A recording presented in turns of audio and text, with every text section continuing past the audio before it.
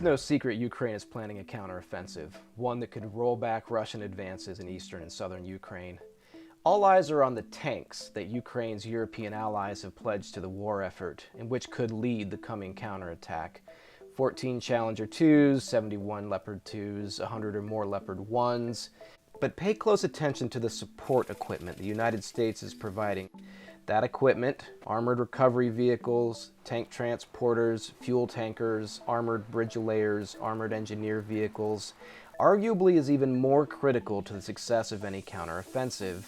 With careful planning, it could help the Ukrainians swiftly reposition heavy forces and then deploy those forces to punch through the dense fortifications the Russians have built along much of the front line. It would be a combined arms operation far more complex than any the Ukrainians have attempted before now. Good leadership would be essential. This uplift in mobility and survivability support to the Ukrainian army tells us that not only have battlefield conditions changed since the beginning of the war, but that the coming offensives by the Ukrainians will look different to those that have been conducted previously, tweeted Mick Ryan, a retired Australian Army general. The stakes are enormous. The Ukrainians for months have been husbanding resources for the coming attack. New tanks, fighting vehicles, and howitzers, plus tens of thousands of freshly mobilized troops, organized into 3 new division-sized formations. They've been saving these forces even while fighting a costly mobile defense in the eastern city of Bakhmut. It might be impossible to repeat that incredible feat of strategic balance.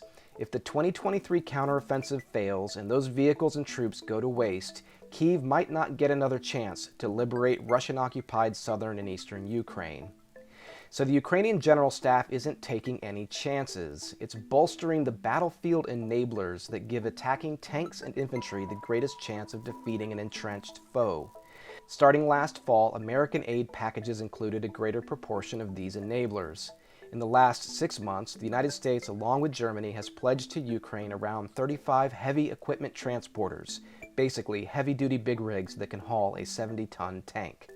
The Americans have also pledged 69 fuel tankers and 105 fuel trailers, plus various medium supply trucks and 2 batches of armored bridge layers.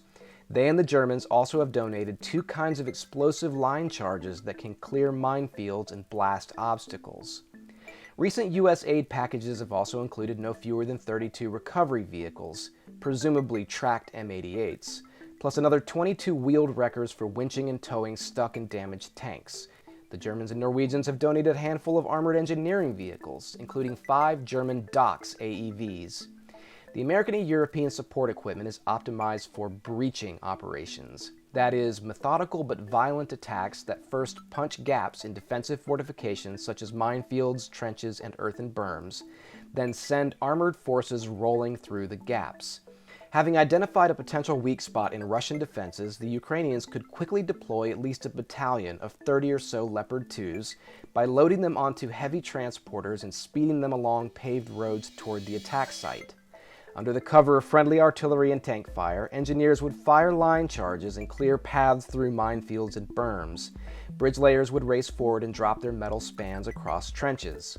Alternatively, armored engineering vehicles such as the Dachs could handle many of these tasks. A recent promotional video from German vehicle maker Rheinmetall depicts an elegant breach, the kind the firm designs the Dachs to perform.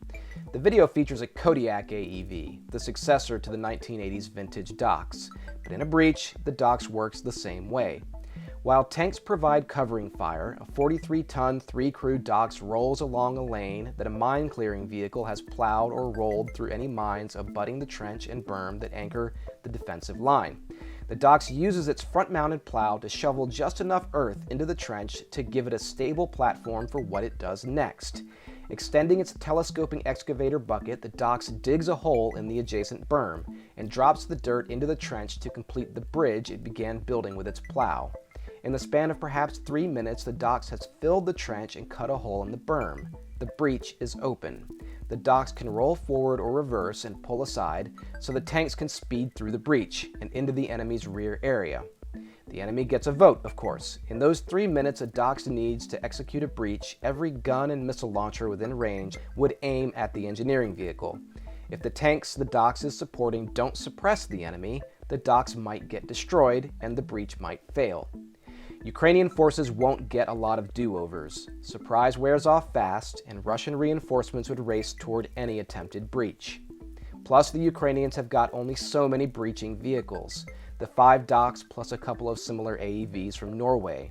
Other vehicles can work in combination to match an AEV's breaching capabilities, armored bridge layers and plow-equipped armored recovery vehicles, for instance, but even they are in short supply in the Ukrainian inventory.